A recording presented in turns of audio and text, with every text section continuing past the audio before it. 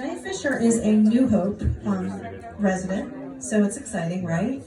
And she's breaking into comedy. She is also the author of, oh gosh, I forget the name of it. The Feminine Side of Leadership. Thank you so much. I didn't have a teleprompter. So anyway, it is my pleasure to bring out Jenny Fisher. And then after Jenny, we are excited also to announce Judy Gold. Thank you, everyone.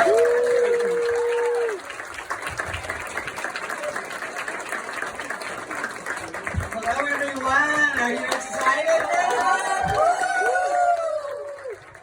Yay, Judy Gold is here, and I'm so impressed someone knew the name of my book. I love it. Every quarter I get checks from the publisher, and I kid with a joke with my kids because this quarter I made like $2.80.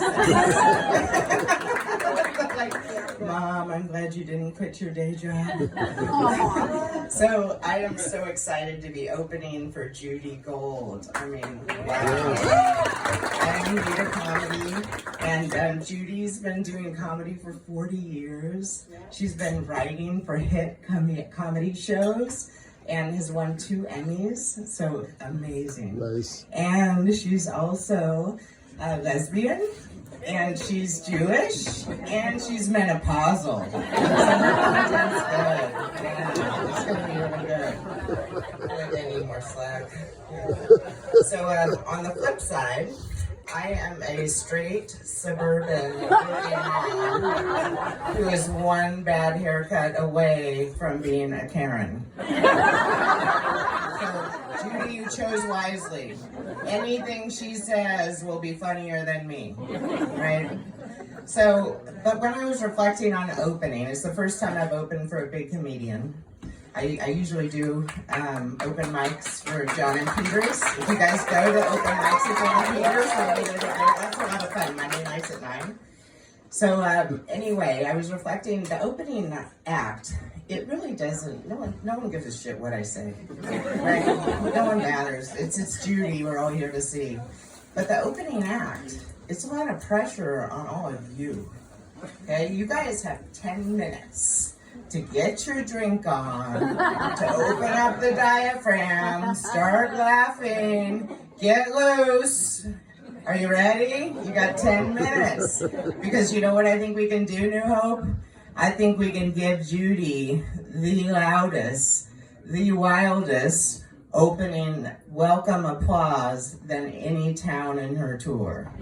Oh, do you think we can do that? Do you think we can? All right? You guys got homework to do. And I don't want to see any chit-chat or anybody texting. The show starts now, okay? Nobody goofing around.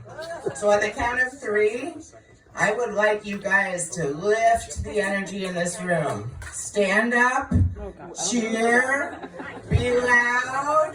Okay, we're going to practice. All right? Because Judy's here. And Judy's a star, so we need to get this right. Okay, so ready on the count of 3. You going to do it with me? 1, 2, 3.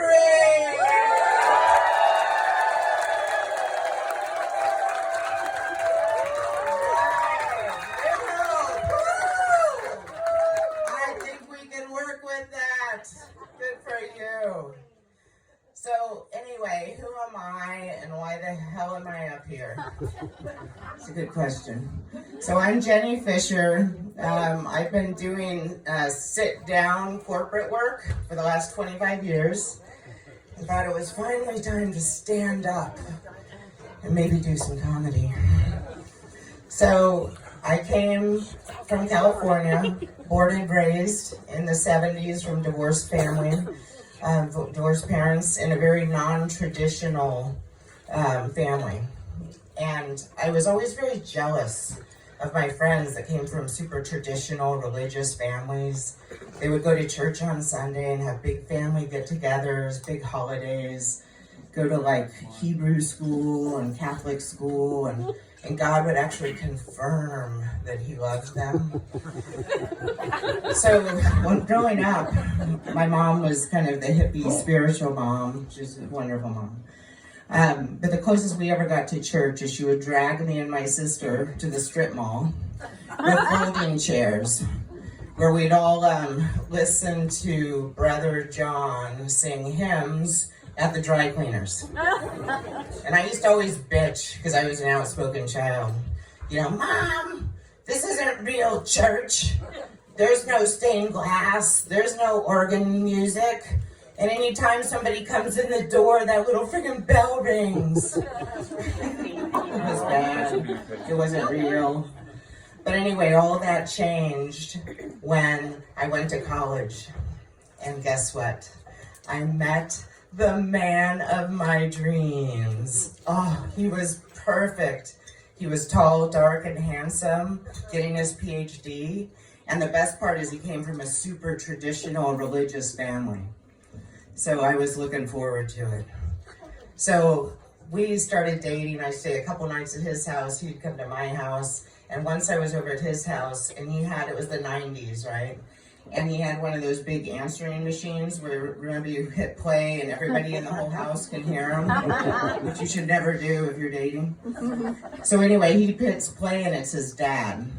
And his dad said, hey son, your mom and I are really uncomfortable about the way you're living, and we just want you to remember the sanctity of marriage and that God wants you to save yourself for marriage. And he hangs up the phone. So what should have been red flag number one, the fact that his parents think he's in his late 20s, still a virgin, was not a red flag for me, because all I heard is, they said marriage, he could be the one, this is it, oh my God, we could get married. So a couple months later, of course, he proposes to save our souls from hell, and we have the big church wedding.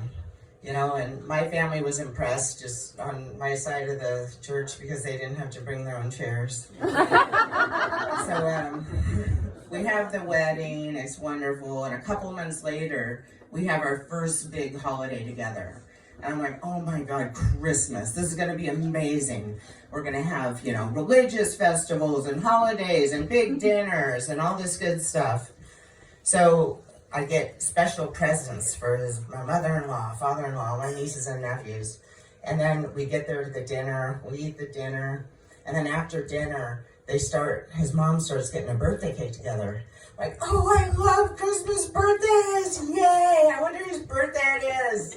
So we start singing, happy birthday to you. Happy birthday, dear Jesus. I've never heard of a Jesus birthday cake. Brother John never had one of those. So then I start getting panicky because I look over at the Christmas tree and I see all the gifts and I realize, oh God, I didn't get a present for Jesus. And then I'm wondering, like, well, what do you get Jesus? I don't know. Maybe like a wine bottle opener, maybe a bread maker, maybe some mustard seed. I don't know. But anyway, there were more red flags after that. So I believe in things like all human rights, gay rights, the right to choose. The babies don't go to hell if you don't put some drops of water on their forehead. So our marriage lasted about 2 years. I figured it was a starter marriage. You know, that's what I called it. And that's when I learned that men are a lot like houses. If it takes more work to upgrade, to fix them up, then you need to upgrade. And so call the realtor, aka divorce attorney, and put that man back on the market. I'm going back. So yeah, my starter marriage. So then I was working, doing my thing, and then guess what? A couple months later, I met the man of my dreams. We'll call him husband number 2. And husband number 2, he was perfect. Because he was a recovering Catholic. He wanted nothing to do with religion. And he and I had our careers. We had 2 wonderful kids. But when the kids started getting a little older, I thought, you know what? We really need some kind of moral compass, some way to raise these kids, you know, that they can have a belief system. And luckily for us, it was in the early 2000s. And if you remember, that was when the New Age movement hit. Do you remember I would drive to work every day with my Wayne Dyer and my Deepak Chopra cassette tapes? I was like, oh yeah, the only thing you should doubt is your own limitations. You know, you can manifest your destiny. And then in 2006, then the real big thing hit. Remember? The Secret came out. Ooh! The best infomercial on getting everything you want in life. And The Secret was great because The Secret talked about the universe. You know, they didn't even bother talking about God. That made people uncomfortable. And the universe, and they had scientific evidence to back up all of their claims. They said the law of attraction, it's just like the law of gravity, the law of thermodynamics, you know, all kinds of science. So we were like, yeah, the universe does provide. So we used to take the kids on the weekends to quests to satisfy all of your desires. Now most people call that just going to the mall. So, and the universe did provide. The kids had more toys. We had more designer handbags, new cars. It was great. But unfortunately, the universe also provides a shit ton of bills and low credit scores. They somehow left that out of the movie. So I don't know that one. So kids were raised, they were strong, independent, they knew how to buy stuff, you know, our job was done. And then I needed more fun. So then I came to New Hope. Yay, put the second man on the market. But this time I realized that after 20 years of back-to-back marriage, it was time to rent, not buy. So I started dating, and a couple months later, guess what? I met the man of my dreams. And we're gonna call him boyfriend number 3. And he's here tonight. I can't see anybody here. My buddy Terry Marks. Yeah, show yourself. Show yourself. With my beautiful daughter. She's probably online buying stuff right now. So boyfriend number 3, and he's perfect for me because, for one, he likes to have fun. 2, he likes to buy stuff, and for 3, he's Jewish. So there's no Jesus birthday cake. But really, we're on more of like a long-term lease, I would say, because we've been together for 5 years. So it's a long-term lease, but with no option to buy. So that's my set, ladies and gentlemen. What I want to do now, we're gonna practice. Okay, we're gonna deliver what we practiced. Okay, because I really want to. Judy is so special, and with New Hope, we need to give her the loudest, wildest applause here in New Hope than any city on her tour. So Judy, are you ready? Where's Judy? Okay. So